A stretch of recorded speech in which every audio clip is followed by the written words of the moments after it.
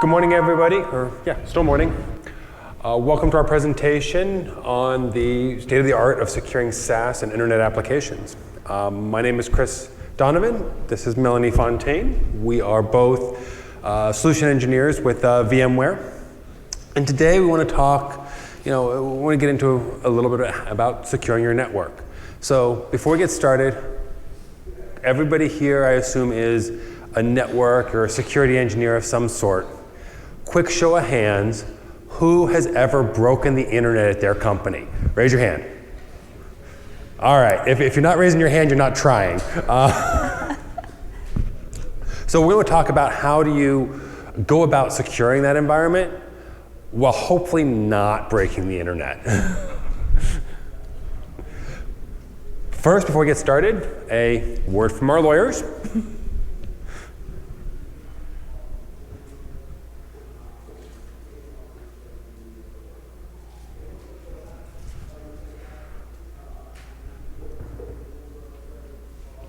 All right, hopefully y'all got that.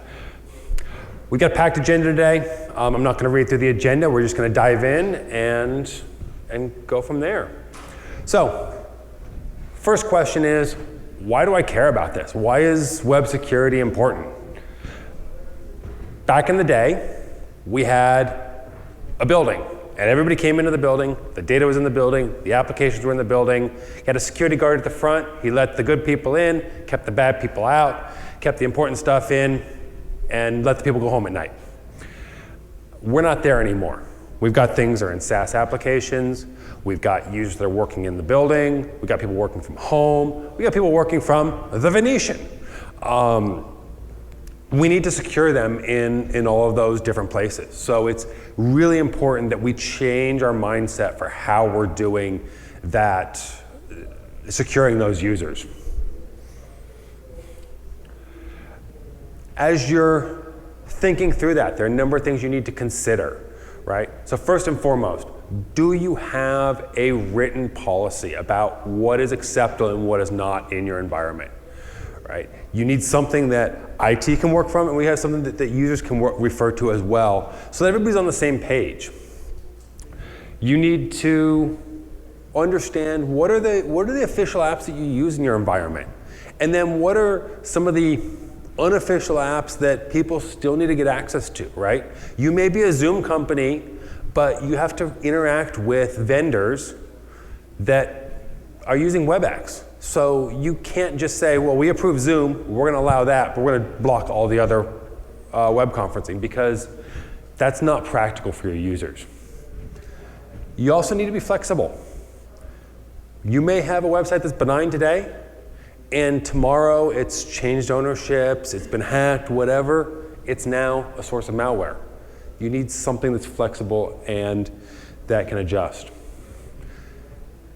You've got also have applications that are used for work. You may also have applications that are used that are purely personal in nature, fun, and you need to figure out what you want, what the balance is for keeping your employees happy, because your worker experience is a thing, right? And you need to balance that with your security. So you may allow access, limited access to things like social media apps, Facebook, LinkedIn. And then you may also have devices on your network that you don't have control over. You can't modify. You can't put that agent on because it's either not yours, it belongs to one of your employees, or it's an IoT device and it's locked down and you can't, you modify it, you void the warranty, right? So you have to account for all of those in your planning process. Hopefully, once you've gone through all this process, you now can come up with a plan that works for the users, allowing them access to what they need, but also securing the environment, right? If users are like water. If you don't give them access to something, they're going to find a way to access it, and just a little bit of water flowing through just makes the hole bigger and bigger and bigger, and eventually they're going to get through and they're going to put a big old hole in your security perimeter if you don't find a way to get them to where they need to go safely.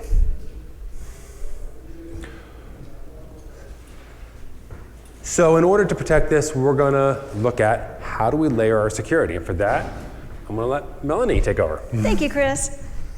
Good morning, everybody. Wake up. When you're looking at security, it's not just one thing. It's very important that you consider all aspects.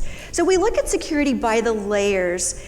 By layered security, we mean what are the components required to secure each level or layer of your organization?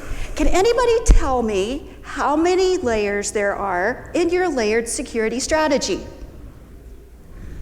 4? 5? Anybody? Depending on what you read, where you look, and it's kind of hidden actually, because you hear about layered security all the time, but finding out what the layers are and where they are is not so easy. It's either 6 or 7. So we're looking at perimeter security. It's very important that your physical security is sound. So we're looking at security cameras and locks and such. Second, we have network security. Third is endpoint. Fourth is applications. Fifth is data. And then you have mission critical assets. We have 6. Can anybody guess what that extra 7th layer is that some people mention and some people don't?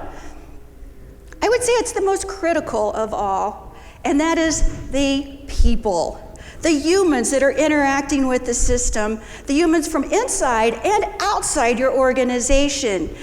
Those humans that may inadvertently open an email, those attackers that are constantly changing their strategies, constantly trying to get in to steal our crown jewels. And what makes it even more challenging is all of these layers are becoming more complex and broader in every way.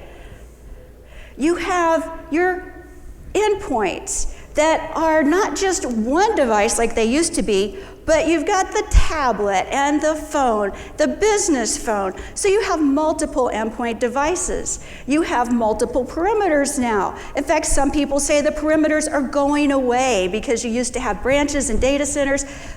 Relatively easy to secure, but then your end user leaves the branch, now they go home, then they come to the Venetian, you've got a wide open network, and oh, how about those airplanes? Networks all over the place. We don't have just our private network from our branch to our data center, we have networks on the plane, we have networks in the hotel, and then of course, the World Wide Web. The applications have moved. They're now no longer confined to data centers. You've got them infrastructure as a service, software as a service. So our layers are expanding. We need more and better security, and we need to address it at the various levels. Some of the ways that we address the various security requirements at the layers are, for example, at the branch, you have a next-gen firewall. You may have an IPS-IDS. You may have an IPsec VPN. As soon as the user leaves the office, those protections are no longer practical. I'm going to take my hunking firewall, I'm going to take it home. No, that doesn't work. So we have to have protections for the users as they move from the branch into the various spots, and then we also have to protect their individual devices. Make sure that that security can run where it needs to run. At the data center, we also had protections, but what about as the applications move into the cloud? As you know, today's topic is web security. Web security basically fits from where a user is browsing into the internet, into their software as a service, into their infrastructure as a service. I was giving a presentation like this to a group of engineers and customers, and one of the folks asked me, well, Melanie, if all of my applications are in the cloud, we're fully software as a service, and we're running web security on and using it from all of the devices, then can't I just use that? I really don't want to have more than one component. Well, I wish that was the case. I could be very rich. I could retire if I had one thing that would do everything for everybody. But unfortunately, I said, well, what happens if that user picks up a USB drive, or your kid comes in, he picked up a USB drive from the ground, and he puts it into the computer. Unfortunately, my web security solution won't see that. Your PC will be owned. So web security plays a very important part, but it doesn't do everything.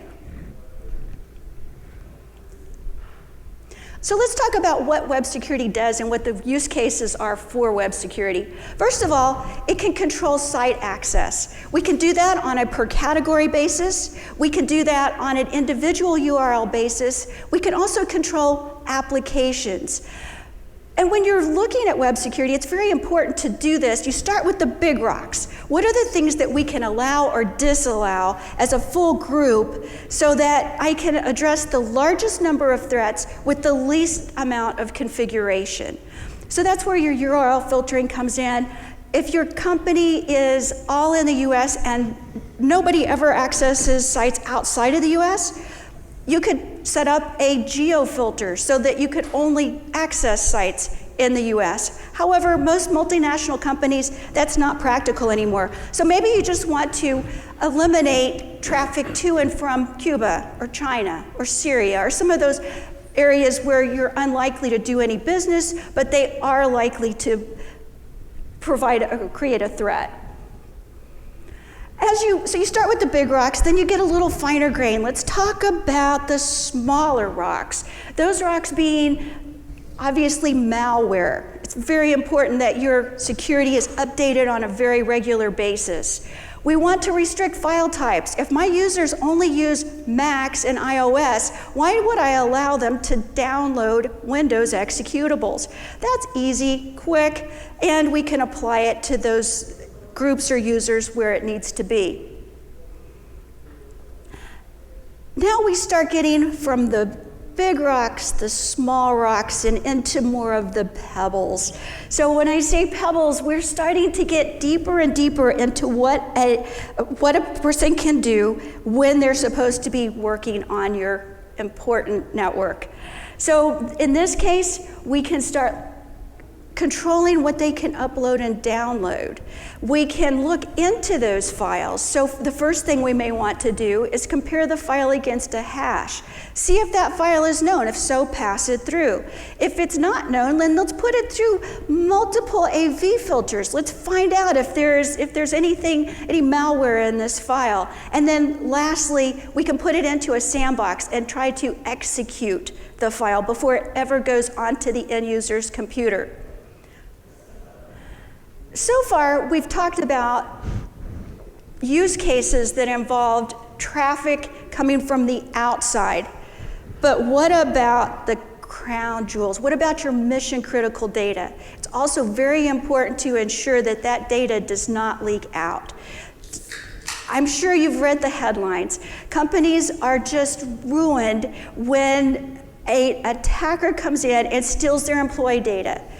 PCI data for financial companies, for credit cards. We want to keep an eye on that. And a good web security product will have those dictionaries built in and set up for a particular geography. So you can look for addresses, you can look for credit card data, you can look for any type of healthcare specific data. And in addition, you may want to set up your own DLP filter customized to maybe look for confidential. Maybe look for information specific to your company that would trigger you to know that this employee is uploading information that they shouldn't be. So that's when we start getting into the finer grain, but it's all extremely important. Now, we all love security, but with any technology, there are always some challenges. So Chris will talk you through some of those with Cloud Web Security. Thank you very much, Melanie. So as you start deploying cloud security solution, you need to look at your applications and understand what their requirements are. The vast majority of applications on the internet today are using some sort of SSL or TLS encryption. when you're deploying, and most of those will work just fine through a cloud web security solution, but you need to understand, do you have some requirements for things like mutual TLS, where the client is authenticating to the application using TLS? It is something where the application is expecting to see a very specific certificate, and when you start doing a man in the middle with a secure web gateway, it's going to break either one of those things. You need to understand what those are so that you can correct for them and put policies in place to be able to address that. Another thing to consider is you've got data that's private, that you as a company don't want to look into. You don't necessarily need to know your employees' medical ins and outs, and you don't necessarily, but you know, if you've got them connecting to their medical providers, you may just, look, we're going to allow that traffic, we're not going to decrypt it, we're not going to look at it because we don't want to take on the risk of knowing that information. Sometimes you're going to run into applications that are using, while they're using the internet and the web ports as a transport, they're not really doing HTTP. Most web security solutions are designed around looking at HTTP traffic. But if you're doing something like WebSockets, which is used on a lot of the modern HTML5 type sites to communicate, there's not a whole lot you can do with many of the web security solutions. So you need to figure out what those are and make sure that it doesn't break those applications. Who here's heard of Quick? Everybody who's used a Chrome browser to access a Google application is using Quick. It's a new transport protocol. It is not always supported by your cloud security solutions. So you need to make sure that you take the steps to block that UDP transport for it and let it fall back to the standard TCP transport so it can run through your cloud security solution. And then finally, you just need to understand who are the different people that you have on your network so you can put policies in place, like we mentioned, around somebody from marketing needs access to this site, or here's people that interact with outside vendors. They need to access these applications that we don't necessarily use internally. So you understood your applications. Hopefully you've got policies in place to allow them to work. Now, who here has put policies in place and said, hey, we're not going to allow this, and then somebody from the executive team says, I need that we just denied. Can you give me access to it? Everybody's had that, right? So I had a company that they blocked access to auction sites. They don't want people going on and bidding on auctions during the day, but then somebody can say, but we sometimes buy stuff for the business on eBay. So they go in there and they put a policy in place and just say permit ebay.com. Well, it looks like this. It looks straight out of the 90s, just blue links. And so we sat down and looked at it. We opened up the developer tools, which, by the way, if you're deploying a cloud security solution, learn how to use them. They look a little bit like this. They'll become your friend. But you can see that, hey, we've got the first few lines here. Those were loaded just fine. We got all these in red. It tried to load them and it got access denied. And we see that in addition to ebay.com, we've got ebayimage.com and or ebaystatic.com and ebayimage.com. Once we allow those, it looks like the regular eBay site. So you need to make sure that you understand what are the resources that application is accessing, and you don't inadvertently block those as well. Another benefit, or another thing to consider, in a traditional world, we've had all of our security solutions in the data center. So if you are sitting here in Las Vegas and you're accessing an application, it may be hosted here in Las Vegas, maybe in Northern California, something like that. That's where the nearest point of presence for that application is. But if your company's data center is in Miami, Florida, and you're running through the security stack there, all of a sudden, all your traffic is going from Las Vegas to Miami, back to California.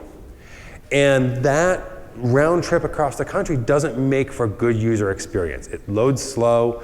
It's not it doesn't make for happy customers, happy users.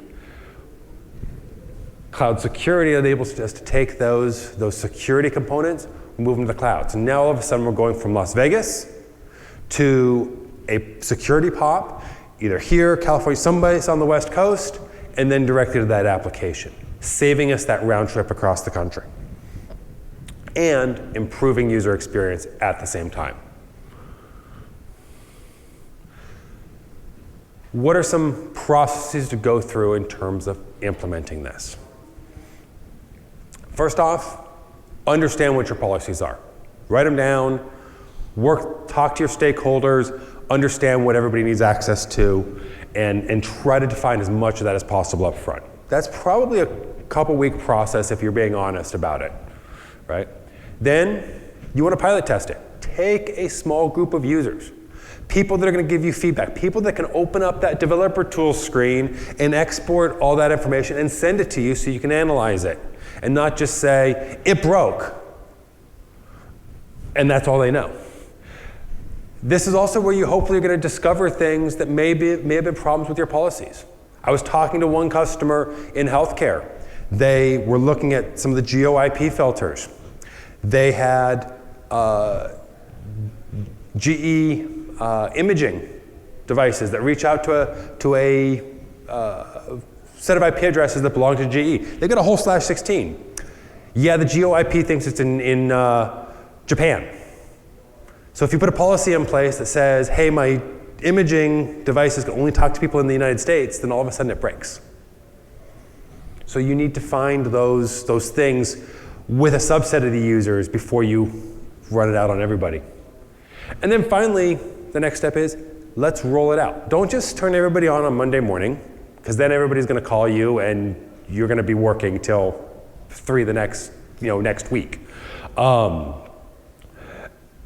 Roll it out department to department, building to building, whatever, so you can get people on there, and then keep a watchful eye on the logs. Find out, hey, we turned this department on and all of a sudden we're seeing this one site being blocked for everybody. Pick up the phone and say, hey, is this a critical site for your business or for your department? And you may find out, yes, oh, we missed something, great. Let's put the policy in place and then keep rolling forward. So let's talk about some of the ingredients for web security. And for that, I'm going to give it back to Melanie. Thank you. So we've talked in broad terms about what web security is. We talked about the use cases for web security, and we've also talked about the challenges in implementing web security. Let's go a little deeper and look at what exactly is involved. What are the components in this solution? So first of all, we have SSL decryption. Depending on where you read, up to 95% of all web traffic today is encrypted. So it's critical that you're able to view, that your solution is able to view into the encrypted traffic. In order to do that, you'll need a certificate on your endpoint. The security device will act, hate to say it, it acts as a man in the middle. It will proxy that connection and then send it on to the eventual website. So as Chris mentioned, it's very important to determine which applications will work well with SSL decryption and which ones you even want to decrypt. You may not want to unencrypt financial information, healthcare information. If you're not in that business, allow your employees to have some privacy. Another thing that's very important, and we talked about it, is geofiltering. Eliminate potential threats from countries that are more likely to have those kind of threats. So if you have Russia, if you have Cuba, if you don't have any need to access those sites, then eliminate those from your policy. URL filtering, we talked about that. You can do filtering by categories, you can do it by individual websites. And it's kind of interesting because all of this is so subjective. It depends on what the company requirements are. I worked with an oil company a while back, and they have some rather unique requirements because their audience, their users are on oil rigs. They're out there for weeks and weeks. they have very limited bandwidth, but they need entertainment. I mean, these guys don't have much else to do. So let's just say some of the categories you would normally not include, they needed those categories included, including things like streaming media. And with a web security solution, you can set times. So we could set up those users in 3 different groups depending on what their shift is. We were able to reserve, in addition to helping secure the organization, we were able to preserve a little bandwidth by only allowing the employees to view their entertainment at times that they're off and not hog all that bandwidth during mission critical times. Content filtering, what this does is you can choose individual types of files that are allowed, that your users are allowed to upload or download at any particular time. So if there is no need for your users to download, as I mentioned earlier, your Mac executables, because they're all Windows, why allow that? It's really easy just to disallow that during their, specifically during their work hours. And then, of course, we have anti-malware. One thing that's very important as you're building your policy is be sure that you put any anti-malware filters at the top. Just like a firewall, we build our rules from top to bottom. And the reason it's important to put your anti-malware at the top is because a site that you accessed yesterday that was benign, no problem at all, overnight could begin to be a threat. Malware was introduced, so put those at the top. Let's stop it where it occurs. When you're looking at content, we run it through 3 different mechanisms. First of all, we'll check the file against a known hash. Have we seen this file before? If we've seen it, there's no reason to do any further processing. If we haven't seen it, we want to run it against antivirus programs. Make sure that this file is safe. If we still have a question about it, then we'll put it off into what we call a sandbox. A sandbox allows you to attempt to execute. So the device will actually attempt to execute the file, see if it can prod that file into executing malware, and then disallow the download of that if it does, before it ever reaches your endpoint. Then we get to CASB, Cloud Access Security Broker. So far we've talked about methods that kind of address large swaths, so full sites, full applications. With CASB, it allows you both visibility and control over what your users are doing. So you can see, I also read another statistic, 60% of all applications used by enterprises are shadow IT. How do we figure out what those are? I mean, you can't really stop it. Your users are going to go around and use whatever they need to use. But with a CASB solution, we give you visibility into what they're using. And oh, by the way, we can do a lot more than that. So as an example, let's say you have a marketing department. Marketing needs to be able to post. They need full access to social media sites. So they're going to be on Instagram. They're going to be on Twitter. They have to announce their next webinar. They have to be able to communicate with their customers. My other end users, salespeople, we don't need to be on social media. We need to see social media. We need to know what's going on, but there's no reason for us to be able to upload, download. We just need to log in and search. So you get these very fine-grained controls with your CASB capability. And then finally, we have data loss prevention. Again, it protects your crown jewels. Make sure that data is not being exfiltrated from your organization. Your important and private data stays private. Your intellectual property stays within your organization. VMware has a terrific product that includes each of these components, and we call it VMware Cloud Web Security. It ticks all of the boxes. We would love for you guys to take a look at it. And it's part of our overall SASE strategy. Let's take a look at specific to VMware's Cloud Web Security. What are the benefits?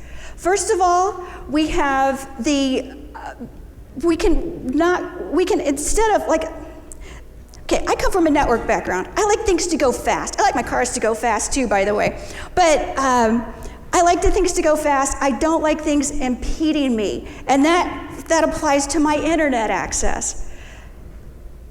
Because we reside in the cloud and we have multiple POPs all over the world, your users get directly into those POPs from wherever they are without having to backhaul through that data center. So that's one way that we can allow your users to actually have better performance even as we've added the security. Another thing we can do is simplify your operations. Complexity is the enemy of security. If your device, if your appliance is so difficult to manage and monitor, it won't allow you to have good security. With our Cloud Web Security, it's all cloud-based. You can roll out policies that can take the user from work to home to the airplane and have a consistent policy applied to all. So one place to manage, one place to roll out. There's no need to go to individual appliances all over, scattered who knows where. We also have a very scalable solution. Because we are located in the cloud, we scale. We have cloud scale. You don't have to purchase one device that sits at the data center or someplace else, or even worse, multiple devices that sit all over the place and manage them and try to keep them all updated. And it just creates kind of a nightmare. So with your Cloud Web Security, you've got the scalable solution, and when you need to scale, when you add a new company and you're adding hundreds of users, you don't have to do a forklift upgrade to that particular appliance. And then finally, your security is pervasive. Doesn't matter where your user goes. It doesn't matter which device they're on. We will provide a consistent security policy based on the needs and requirements of that end user. And oh, by the way, since it's time-based, you can also apply it on their timing, whether they're in the office, out of the office, etc. Now, as you guys know, anybody who's worked in security for a long time, there's three pillars of security. There is confidentiality, there's integrity, and then there's availability.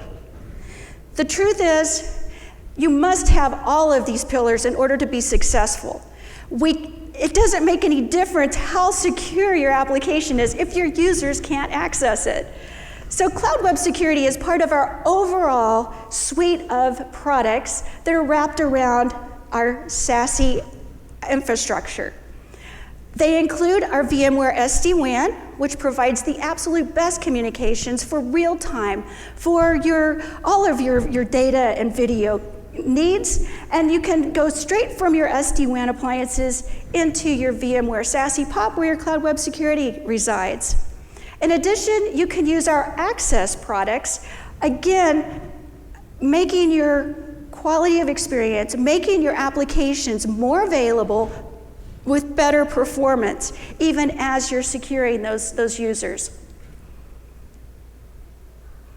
So now we'd like to share a quick video from one of our great partners, AirSpring, talking about what they've done to help ensure and work to implement SASE. And also, Mike, who happens to be sitting here, has a pre-recorded session that you can view on our Explore site. And one more. Hang on to your seat. Why? Because transforming businesses with VMware SD-WAN-centric global private network and SASE POPs is going to open your eyes and change the way your customers work, live, and play. Hi. I'm Mike Chase, the Senior Vice President of Solutions Engineering for super global carrier Airspring.com. You know, the guys who handle 6 billion SIP phone calls a month and sell internet in 190 countries and have an SD-WAN-centric private Layer 2 VPLS ELAN global backhaul network spanning 4 continents. Yep, those guys. But enough about them. Talk about me. I love technology and networking. And so over the years, out of curious stupidity, I've added dozens of certifications such as Cisco CCIE, Linux LPIC3, VMware VCP-DCV, and similar certs in a myriad of technologies while having founded both VARs and cloud companies like DinCloud.com. I also recommended in May of 2021 that VMware buy Ananda Networks, the world's first and only global SD-WAN client. That worked out pretty good, although they didn't announce it until VMware Explore in Barcelona last November of 2022. So, is this session going to be boring? No. Are you going to learn something valuable? Probably. Is this session going to suck less than others? Absolutely. So, just keep in mind my responses are limited, so let's ask the right questions. What am I going to learn in this session? Well, you're going to learn why 98% of firewalls don't see 98% of the traffic that goes through them, and how VMware Cloud Web Security, or CWS, will save you from an increasingly cryptographic world. Why having a private layer 2 global VPLS network, which is SD-WAN centric, is essential for international SD-WAN. Why IP mobility, a public internet IP address delivered over SD-WAN and not tied to your flapping or failed circuit, is absolutely critical to a great internet experience. And last but not least, what is three-quarter protection, and how do you enhance traffic using SD-WAN when the other end doesn't have SD-WAN? Worse, bought the other guy's solution. Oof, I know, the horror of it all. So, join me and my CCIE digital blood brother, Ahmed Al-Sharif from VMware for a session entitled Transforming Businesses with VMware SD-WAN Centric Global Private Network and SASE POP. Also, be sure to catch the inaugural blog of VMware WAN Insiders with yours truly and Abe Ankama of VMware, where we talk about CWS, SASE, and the caveats of SSL termination. See you there. All right, so we've talked about the considerations you have to have in terms of policies that you're going to put into place, how to roll it out, how we can improve the performance and give you a single place to manage it all. So hopefully we've given you some great things to think about that will now enable you to protect your business while not breaking the internet for your employees. Please take a moment to fill out the survey. Let us know how we did up here. And then if you have any questions, we've got a couple minutes for questions. And if you don't have any questions here, I'm going to be actually down in the booth this afternoon after lunch. If you want to talk in something in more detail, come on down and we'll have a conversation. So thank you very much.